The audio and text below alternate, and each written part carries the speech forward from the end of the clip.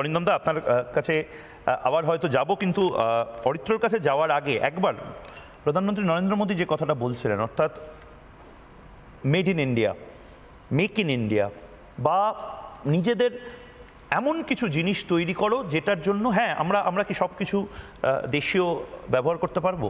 এই কোটটাই আমি যে পরে আছি সেটা হয়তো বিদেশ থেকে এসেছে, এই টাইটা হয়তো চায়না থেকে এসেছে, আমি যে ঘড়িটা পরে আছি হয়তো সুইজারল্যান্ড থেকে এসেছে। সব কিছুকে আমরা নিজের দেশে বানাতে পারছি না, কিন্তু চেষ্টাটা তো করতে হবে।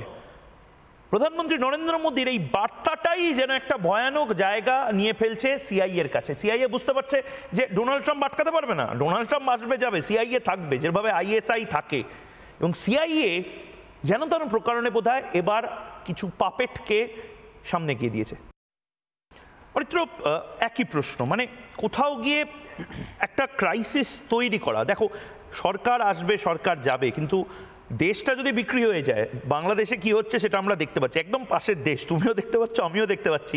যতই আমরা লড়াই করি না কেন টেলিভিশনে বসে, আমাদের খারাপ লাগে যে এত ডেভেলপিং একটা কান্ট্রি হতে পারতো বাংলাদেশ, জিডিপি এত এগিয়ে যাচ্ছিল, সেই দেশটা এই মুহূর্তে মানে কি জায়গায় দাঁড়িয়ে আছে, মনে হচ্ছে সিরিয়াতে এই মুহূর্তে বাংলাদেশের মানুষরা থাকে।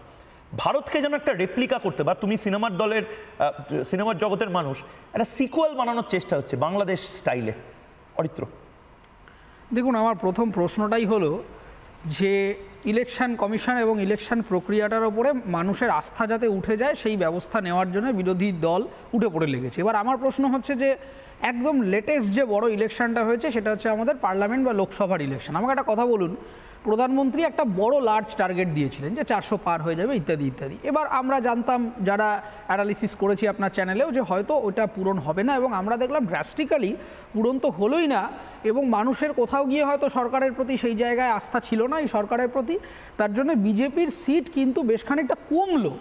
এবার যদি এই গভর্নমেন্টের যে ব্যবস্থাটা, এই রাষ্ট্রের যে ব্যবস্থাটা, সেখানে ইলেকশন ব্যবস্থা যদি 100% করাপ্টেড হতো, তাহলে তো প্রধানমন্ত্রী 400 জায়গায় 500টা সিট পেয়ে যেতেন।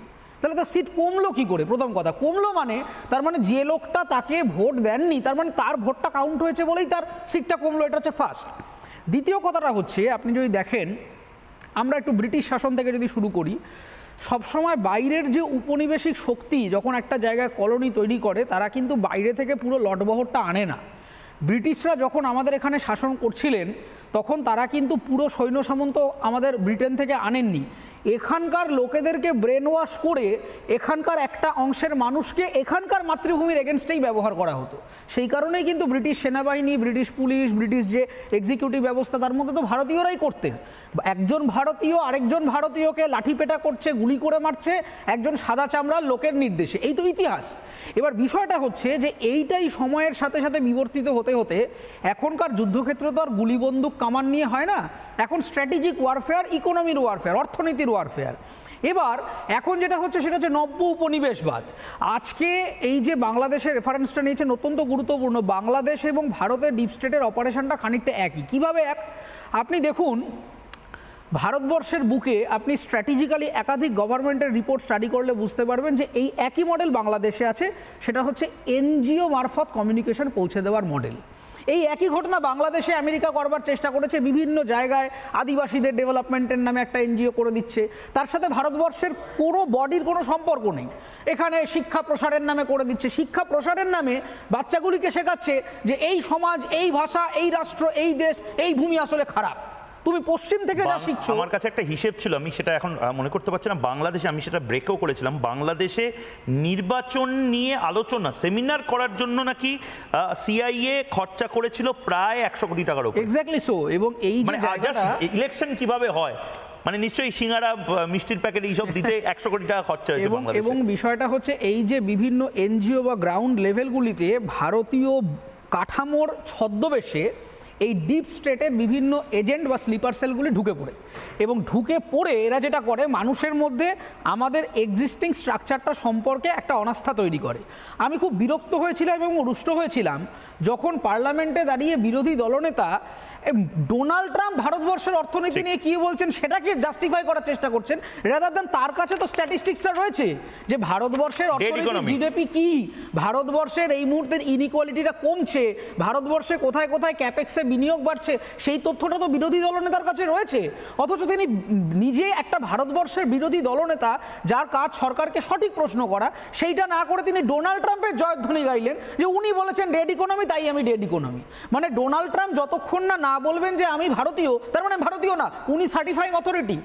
এই যে জায়গাটা, এটার মূল কারণটাই হচ্ছে যে আমাদের মননে চিন্তনে সমস্ত জায়গায় যে পশ্চিমে যা হচ্ছে তার এগেনস্টে, এই যে মিডিয়া নিয়ে আপনি বলছেন, আপনি অবাক করা কাণ্ড, অপারেশন সিঁদুর নিয়ে যখন খবর হচ্ছে বিভিন্ন জায়গাতে মানুষের মধ্যে ছড়িয়ে দেওয়া হলো কোনো ভারতীয় খবরের কাগজের কথাকে বিশ্বাস করবেন না, বিশ্বাস করবেন ব্রিটেনের কোন একটা কাগজ কি বলছে, নিউ ইয়র্কের কোন একটা কাগজ কি বলছে, অথচ আমার দেশের খবরের কাগজ বা ইউটিউবার ব্লগারদের কথা আপনি শুনবেন না। তার মানেটা কি? ক্রমাগত আমি প্রেসকে আমি বিশ্বাস করব না, আমি নির্বাচন ব্যবস্থাকে বিশ্বাস করব না, প্রধানমন্ত্রী, রাষ্ট্রপতি, বিচার ব্যবস্থা কাউকেই বিশ্বাস করব না। এবং আমার কনক্লুডিং রিমার্ক হচ্ছে এটা, আপনি দেখুন, আপনাকে আমি একদম সঠিক ডেটা দিয়ে আপনাকে বলছি যে শুধুমাত্র এই ব্যবস্থাটা শুধু যে বড় রাজনীতি সেক্টরে আছে তা না, এইটা কিন্তু ছাত্র রাজনীতি এবং এডুকেশনাল ইনস্টিটিউটের মধ্যেও আছে। এই বামপন্থী সংগঠনগুলির ব্যাকএন্ডে একটা বিরাট অঙ্কের ফান্ডিং বিদেশ থেকে আসছে, কোনোটা পোল্যান্ড থেকে আসছে, কোনোটা স্পেন থেকে আসছে। আপনার চ্যানেলে লাগাতার প্রোগ্রাম করেছিলাম যখন ব্রাত্য বসুকে আক্রমণ করার নামে তার গাড়ি থেকে জাতীয় পতাকাটা খুলে ফেলা হয়েছিল। আমার ব্রাত্য বসুর প্রতি রাগ থাকতে পারে, আমি বিক্ষোভ দেখাতে পারি, কালো পতাকা দেখাতে পারি, কিন্তু জাতীয় পতাকাটা খুললেন কেন একজন ছাত্র? তার মানে কি যে আমি জাতির আইডেন্টিটিটাকেই অস্বীকার করি, আমি রাষ্ট্রটাকে অস্বীকার করি। ব্রাত্য বসু না নরেন্দ্র মোদী সেটা তার কাছে ইমেটেরিয়াল। এবং এই ধরনের বিভিন্ন অর্গানাইজেশন এখনো স্কুলে কলেজে বিভিন্ন ছাত্র রাজনীতির মধ্যে ঢুকে রয়েছে। এবং দুঃখজনক ব্যাপার হচ্ছে যে ভারতবর্ষের বিরোধী রাজনৈতিক দলগুলি তারা কোথাও গিয়ে এদের সাথে কম্প্রোমাইজ হচ্ছেন। কংগ্রেসের এই ইতিহাস বহু পুরনো আছে, তার মধ্যে আমরা ঢুকছি না, কিন্তু অদ্ভুতভাবে দেখুন তৃণমূল কংগ্রেস বাংলাদেশের সুরে গান গাইছে। কেন এই কথা বলছি? তার কারণ যখন বর্ডার ডিসপিউট নিয়ে আলোচনা হচ্ছে, তৃণমূল কংগ্রেসকে বারবারই যখন জিজ্ঞেস করা হয় বলে কেন্দ্র কেন বর্ডার সিল করছে না। কেন্দ্র যখন বারবার বলছে যে জমিটা দাও, আমি বর্ডারটাকে সিল করি, কেন্দ্রের বক্তব্যটা খুব সিম্পল। কেন্দ্রের বক্তব্য হচ্ছে যে আমার ক্রিমিনাল নেটওয়ার্কটাকে বন্ধ করতে হবে। এবং বাংলাদেশ তখন একটা যুক্তি উপস্থাপনা করছে যে ভারতবর্ষের সাথে আমার যে চুক্তি ছিল সেখানে 150 ইয়ার্ডের একটা কন্ট্রাক্ট ছিল, যে এর মধ্যে আমরা কোনো বর্ডার তৈরি করতে পারবো না। অদ্ভুত ব্যাপার, এটা বাংলাদেশের যুক্তি ইন্টারন্যাশনাল ট্রিটিতে সে দিতে পারে। তৃণমূল কংগ্রেস সেই একই সুরে গান গাইতে আরম্ভ করলো, তারাও বললো যে 150 ইয়ার্ডের মধ্যে আমি জমি ছাড়বো না, এখানে ল্যান্ড করতে দেবো না। সেই জন্য কয়েক হাজার কিলোমিটার কিন্তু আনফেন্সড বর্ডার, রাতের অন্ধকারে লক্ষ লক্ষ কোটি কোটি টাকা স্মাগলিং, মানব পাচার, অস্ত্র পাচার, সোনা পাচার, গরু পাচার হয়েই চলেছে। ফলে এই জায়গাটা খুব অ্যালার্মিং। এটা দিয়ে শেষ করছি যে আমাদের কিন্তু বুঝতে হবে যে রাজনৈতিক বিরোধিতা করা অন্য জিনিস আর পশ্চিমের হয়ে দালালি করা অন্য জিনিস। তাই বিরোধিতা করুন, নিজের দেশকে অগ্রাধিকার দিয়ে বিরোধিতা করুন, নিজের দেশের ভালোর জন্য। কিন্তু আমি নানা ধরনের কন্টেন্ট দেখার জন্য লাইক করুন, শেয়ার করুন আমাদের ফেসবুক পেজ, সাবস্ক্রাইব করুন আমাদের ইউটিউব চ্যানেল। পাশাপাশি অন্যান্য ব্রেকিং নিউজের জন্য অবশ্যই চোখ রাখুন রিপাবলিক বাংলায়।